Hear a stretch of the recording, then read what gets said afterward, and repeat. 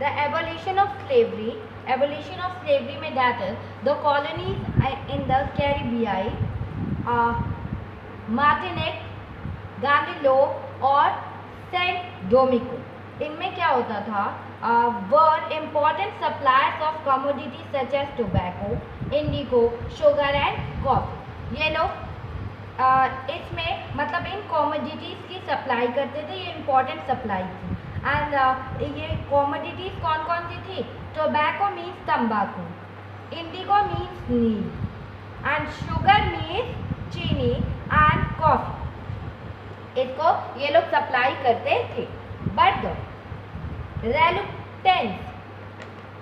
reluctance of Europeans to go and work in distant and unfamiliar lands meant a shortage of labor on the plantation.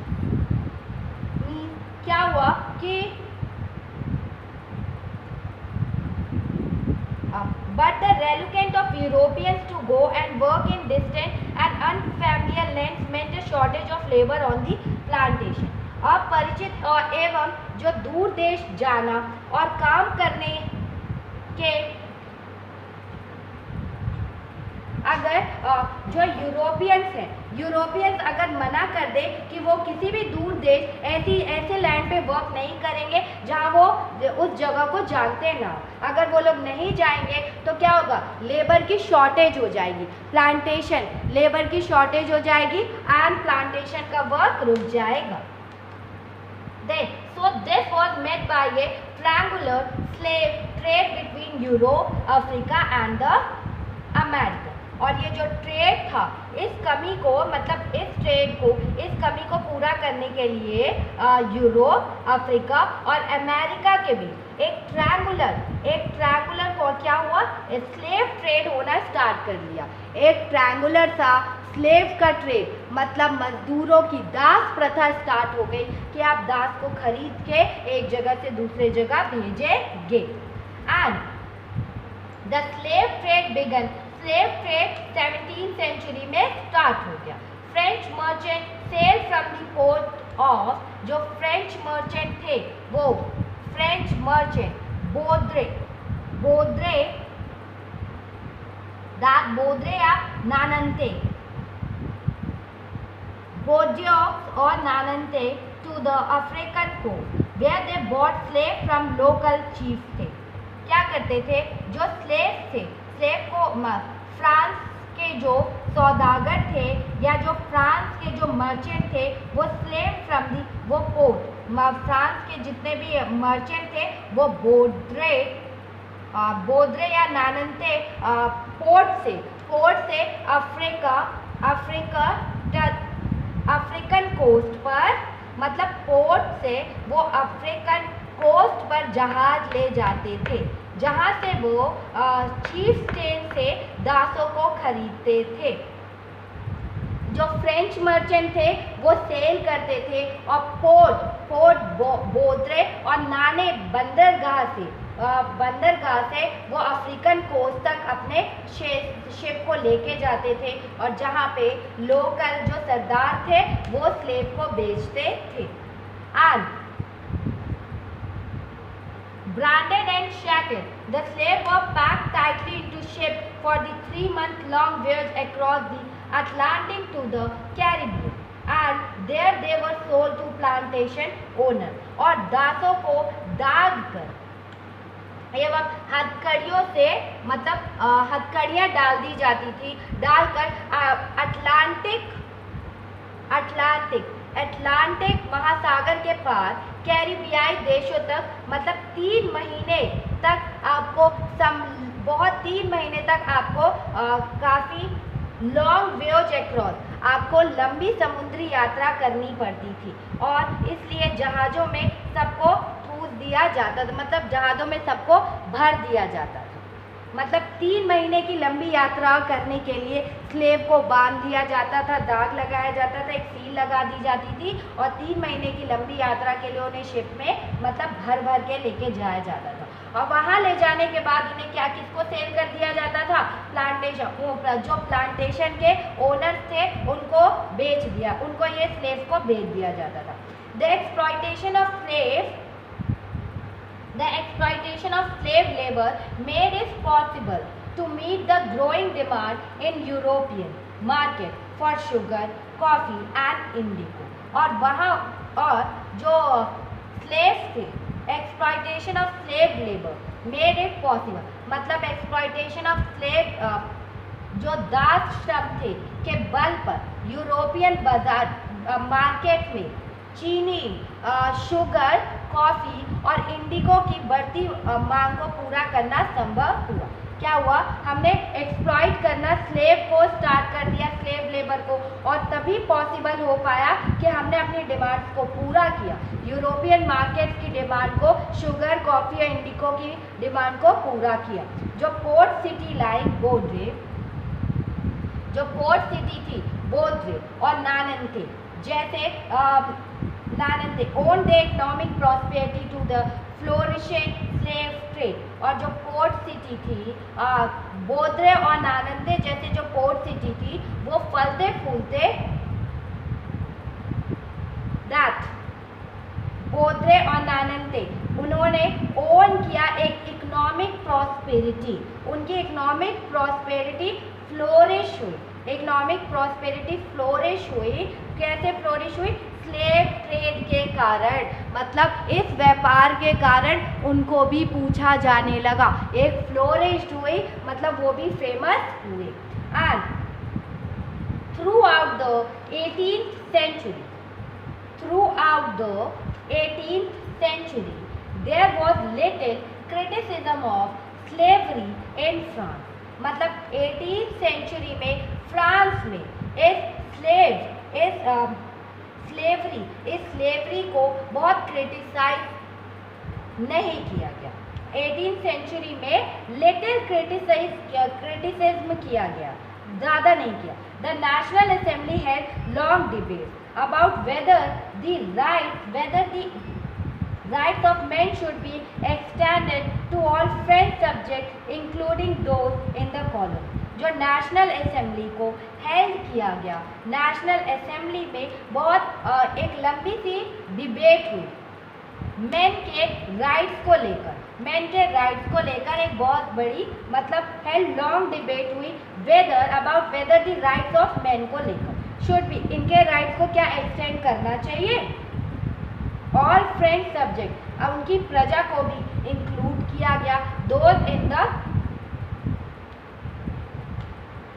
मतलब हम इन rights को सबको, हमें क्या इनके बेसिक राइट्स को हमें सबको देना चाहिए, ये कहा गया। नेशनल असेंबली में काफ़ी लंबी बहस हुई या काफ़ी डिमांड हुई और इसमें कहा गया जो मेन के जो बेसिक राइट्स हैं वो क्या, मेन के जो बेसिक राइट्स हैं उन्हें क्या एक्सटेंड करना चाहिए कॉलोनीज में जो राइट्स है, जो मतलब जो सब्जेक्ट्स है जो फ्रेंच में उस कॉलोनीज में जो लोग रहते हैं क्या उनको ये राइट दिए जाने चाहिए। But it did not pass any law, लेकिन उन्होंने कोई लॉ पास नहीं किया। Fearing opposition from businessman whose income depend on the slave trade, उन्होंने लॉ इसलिए पास नहीं किया वो मैन को लेकर क्योंकि जो उनका बिजनेस था वो स्लेव ट्रेड पे ही डिपेंड करता था। उनका जो बिजनेस था वो किस पे डिपेंड हो रहा था, वो स्लेव ट्रेड पे डिपेंड हो रहा था। It was finally the convention, ये फाइनली एक कन्वेंशन है which in 1794 legislated to free all slaves in the French overseas possession। परंतु जो ये ट्रेड लेकिन क्या हुआ 1794 के कन्वेंशन ने फ्रांसीसी कन्वेंशन ने फ्रेंच कन्वेंशन ने फ्रेंच ओवरसी पोजीशन में सभी दासों को सभी स्लेव्स को मुक्त करने का एक कानून पारित कर दिया, मतलब सबको मतलब फ्री कर दिया ऑल स्लेव्स को। And this however turn out to be short term measure, and ये क्या हुआ, तो इन्होंने कानून, और ये जो कानून था एक छोटी सी मतलब एक शॉर्ट टर्म के लिए ही बनाया गया था, दैट इज 10 ईयर्स तक के लिए। एंड 10 शॉर्ट टर्म के लिए कानून बनाया गया और 10 ईयर्स लेटर नेपोलियन री इंट्रोड्यूस स्लेवरी, और 10 ईयर्स बाद क्या किया, नेपोलियन ने फिर से स्लेव ट्रेड को फिर से स्टार्ट कर दिया। Plantation owners understood their freedom and including the right to enslave African Negroes in pursuit of their economic interest। जो प्लांटेशन के जो ओनर थे उन्होंने अपने इकोनॉमिक स्टेबिलिटी के लिए अफ्रीकन निग्रो लोगों को गुलाम बनाने के लिए की उन्हें क्या मिल गया, स्वतंत्रता मिल गई, उन्हें फ्रीडम मिल गया कि अब वो अफ्रीकी निग्रो लोगों को गुलाम बना सकते हैं, अफ्रीकी निग्रो लोगों को वो क्या कर सकते हैं, गुलाम बना सकते हैं। And slavery was finally abolished in French colonies in 1848, और स्लेवरी को फाइनली एबॉलिश किया गया था फ्रेंच कॉलोनी 1848 में, टोटली इसको बंद किया गया, एबॉलिश किया गया। And figure 14, the print of 1794 describes the emancipation of slaves। 1794 के इस प्रिंट को मतलब इस फोटो में क्या दिखाया गया है कि इमेंसिपेशन ऑफ स्लेव्स को छोड़ा जा रहा है, that is. And the try colour banner और टॉप कैरीज द स्लोगन। ये जो ट्राई कलर है इसमें एक टॉप स्लोगन लिखा गया है, टॉप पर कैरी करे slogan, the rights of man, इसमें क्या लिखा गया है, राइट्स ऑफ मैन बताया गया है। द इंस्क्रिप्शन बिलो रीड, और इसमें इंस्क्रिप्शन में बिलो में कुछ रीड करने के लिए दिया गया है, the freedom of the unfree, the freedom of the unfree. And a French women prepares to civilise the African and American Indian slave by giving them European clothes to wear.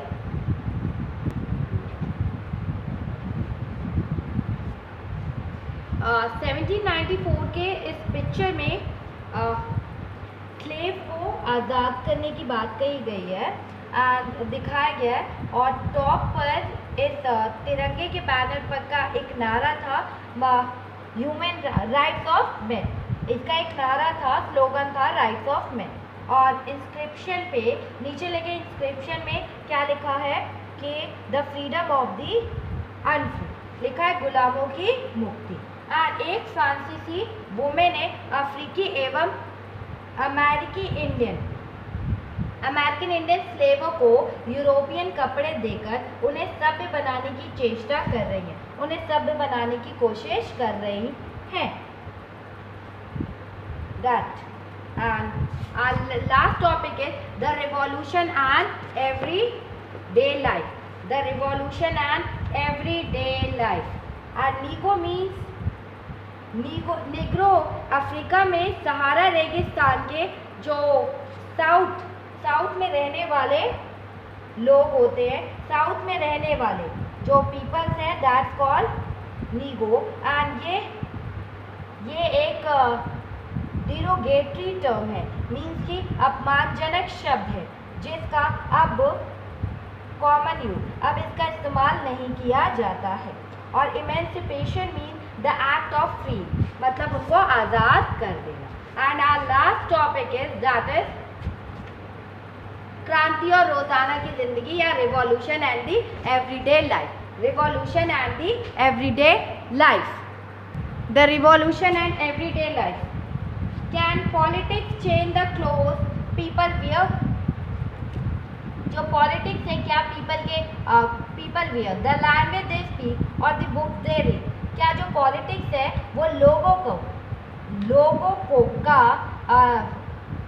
लोगों के cloth को change करते, लोगों के पहनावा, उनकी language अथवा and जो लैंग्वेज और जो स्पीक द बुक्स, जो बुक्स को रीड करते हैं क्या वो चेंज किया जा सकता है?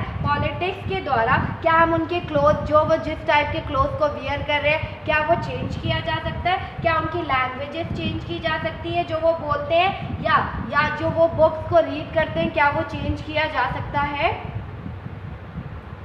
The years of following 1789 in France saw many such changes in the lives of men, women and children. The years of 1789 में इन फ्रांस में काफ़ी चेंजेस देखने को मिले थे लाइफ्स ऑफ मैन, वुमेन और चिल्ड्रन की जिंदगियों में.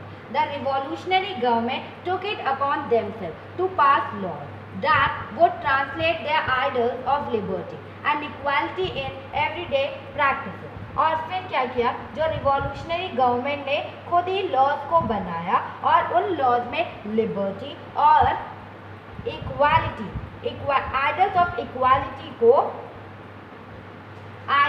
इक्वालिटी को हमारी एवरीडे की लाइफ में डालने की कोशिश की. पास किया एक लॉ और उन्होंने ट्रांसलेट किया idols of liberty and equality हमारी एवरीडे प्रैक्टिसेस में लाने की कोशिश की. And one important law that came into effect, एक वन इम्पॉर्टेंट लॉ है जो केम इनटू इफेक्ट है soon after the storming of the Bastille in the summer of 1789 was the abolition of censorship.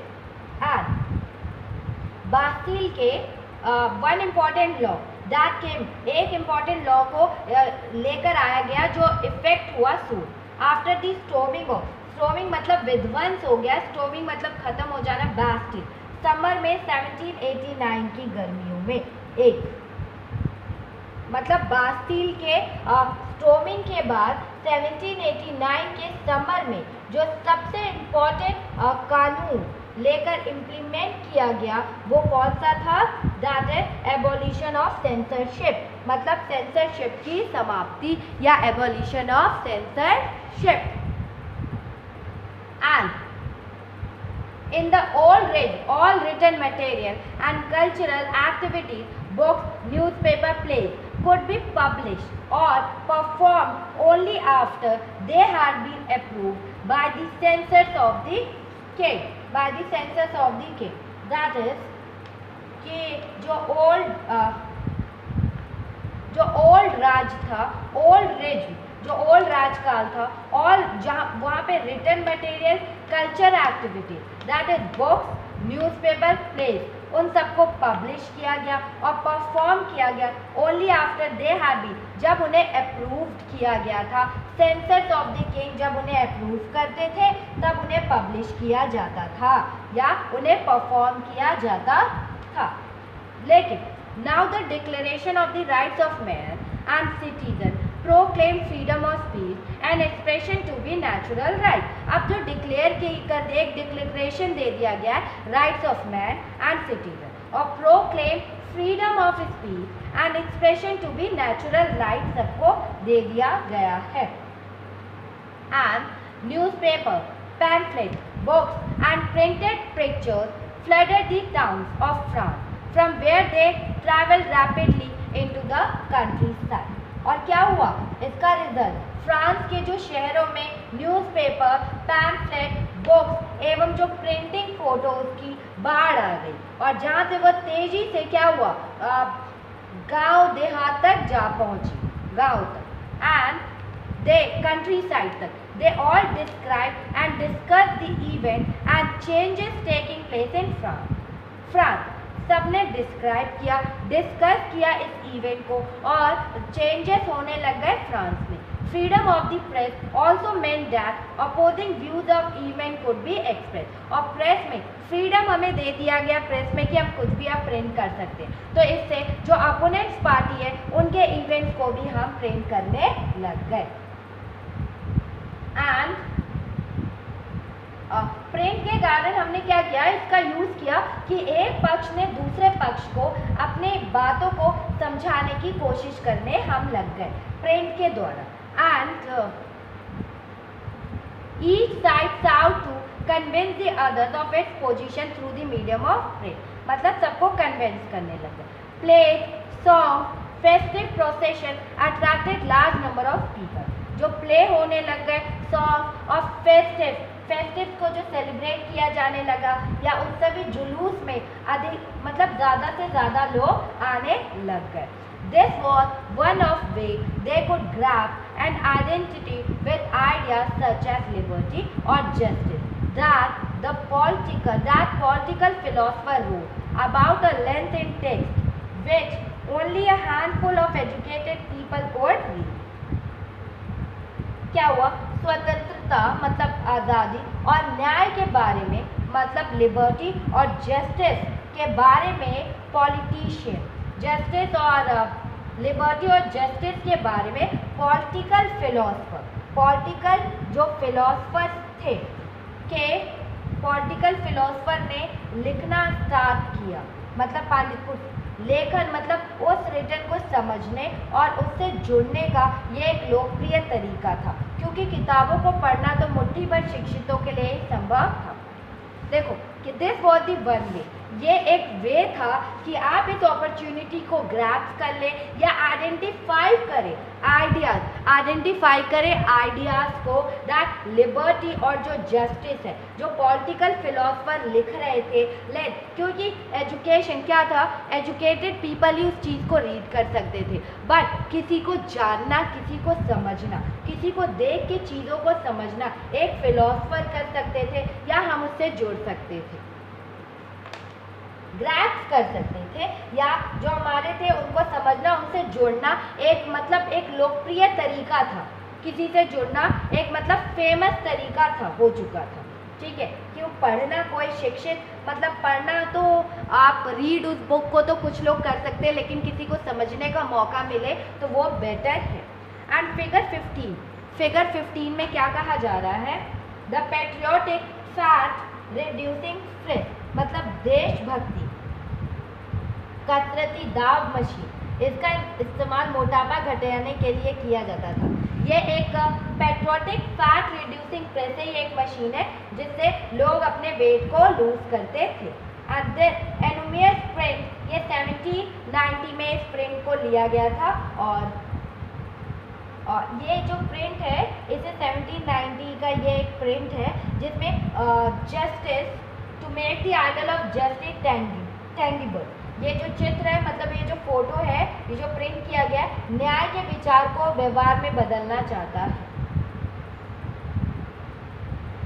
And your figure 16 that merit addressing the people, merit addressing the people. This is a painting by Louis Leopold Boly. मतलब ये जो है मरा जनता को संबोधित, जो merit है वो लोगों को एक मतलब एड्रेस कर रहे हैं पीपल को. लुई लियोपोल्ड बायली ने ये पिक्चर को बनाया है. एंड इसमें क्या कहा गया है? Recall what you have learn about merit in this chapter. आप याद करिए कि आपने इसमें मतलब मरा के बारे में, मैरिट के बारे में क्या पढ़ा है, और डिस्क्राइब द सीन, उनके आसपास के सीन को डिस्क्राइब करिए. Account for this great popularity, वो अब उनकी पॉपुलरिटी को समझाइए. And what kind of reaction would a painting like this produce among viewers in the saloon? Saloon के बाहर इतनी मतलब पेंटिंग की इतनी भीड़ है, इसको लोग मतलब क्या लोग इसमें अपने व्यूज को देते हैं. And last is conclusion. Conclusion में क्या कहा गया कि इन 1804 Napoleon Bonaparte crowned himself Emperor of France. 1804 ने नेपोलियन बोनापार्ट ने खुद ही अपने आप को क्राउन पहना लिया और कहा कि मैं फ्रांस का सम्राट हूँ खुद. And he set out to conquer neighboring European countries, disposing dynasties and creating kingdoms where he placed member of his family. उसने क्या किया? उसने अपने पड़ोस के यूरोपियन कंट्री की उसने क्या किया?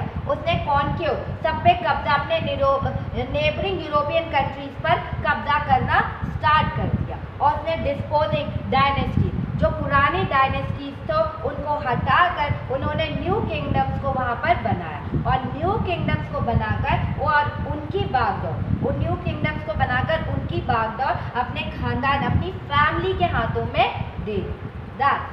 And Napoleon saw his role as a modernizer of Europe. Napoleon खुद को यूरोप के एक मॉडर्नाइजर का मतलब नेपोलियन खुद को एक रोल मॉडल मानते हैं जिन्होंने यूरोप को एक मॉडर्नाइज किया। And he introduced many laws such as the protection of private property. उन्होंने काफ़ी लॉ को इंट्रोड्यूस किया, उसमें था protection of private property, protect करना प्राइवेट प्रॉपर्टी को, और and uniform system of weight and measures provided by the decimal system, और उन्होंने एक यूनिफॉर्म सिस्टम बनाया वेट्स और मेजर्स को नापने के लिए जिसमें प्रोवाइडेड डेसिमल सिस्टम को इंट्रोड्यूस किया गया।